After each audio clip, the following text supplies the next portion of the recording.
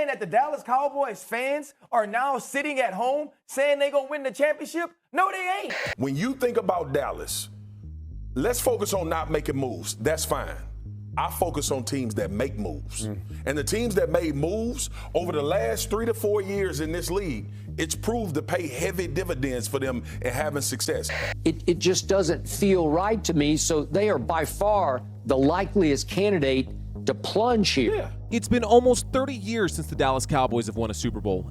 The Cowboys haven't made it to a conference championship game since the 1995 season, making it the 5th longest active drought in the NFL.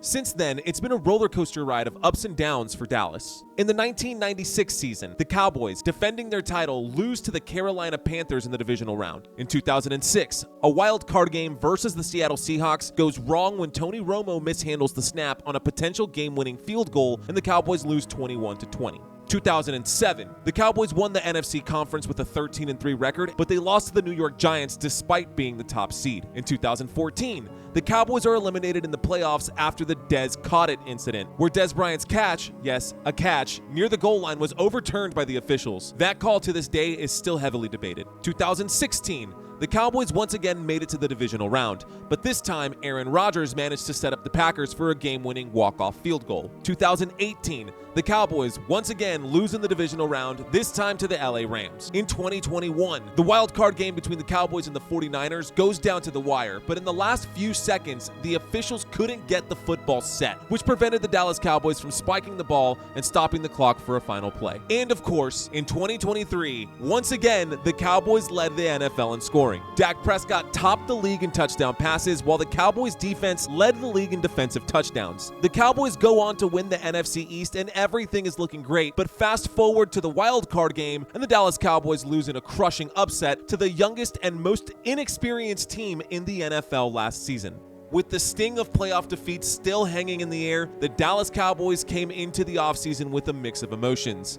During the offseason, Jerry Jones tried to convince Cowboys fans that he was going all in, but his lack of urgency and total complacency in the matter said otherwise. Instead of acquiring pieces during free agency, the Cowboys lost Tyler Biadasz, Tyron Smith, Tony Pollard, Dorrance Armstrong, and a handful of other players, not to mention their defensive coordinator, Dan Quinn.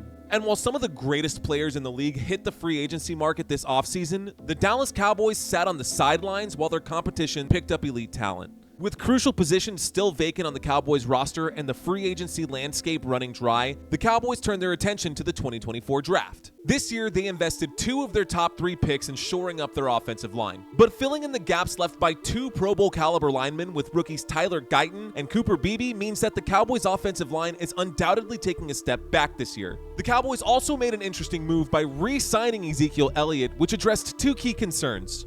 Letting go of Tony Pollard left a need at running back, and with 2 new rookies on the offensive line, they also needed to find a running back who was capable of blocking. Ezekiel Elliott seemed like the perfect fit, but to most Cowboys fans, that move was underwhelming. On one hand, everyone knows Ezekiel Elliott can score touchdowns, but on the other hand, his average yards per carry have decreased every single year since his rookie season, and his inconsistencies with fumbles have left a permanent mark on his record. With a weakened offensive line, it's hard to think that he's actually going to make a difference in the Cowboys' running game. The good news for the Dallas Cowboys, though, is that their wide receiver core has remained mostly intact.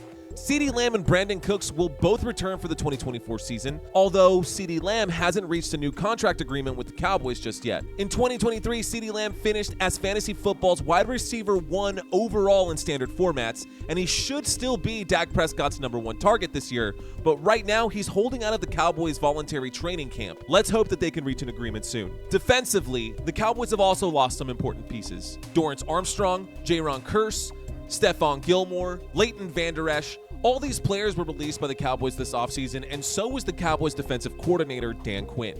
Under Quinn, in 2023, the Cowboys managed to be the highest scoring defense in the NFL, but that doesn't mean that their defense was great. The Cowboys' defense last season was awful at stopping the run. And this year, with all of their missing pieces, it doesn't look like the Cowboys could even stop a nosebleed right now. Of course, they do still have Micah Parsons, DeMarcus Lawrence, Deron Bland, and Trayvon Diggs.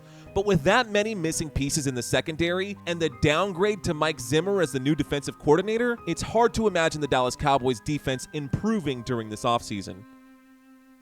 Cowboys fans will always be Cowboys fans, but with the lack of effort put in by Jerry Jones and Mike McCarthy this offseason, it's hard to get excited about the Dallas Cowboys.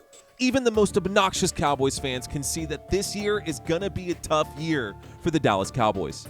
With 7 of their first 10 games this season being against playoff teams, a 9-win season would be considered a success for Dallas. But I think the Cowboys will win some tough games this season and finish with a 12-5 record.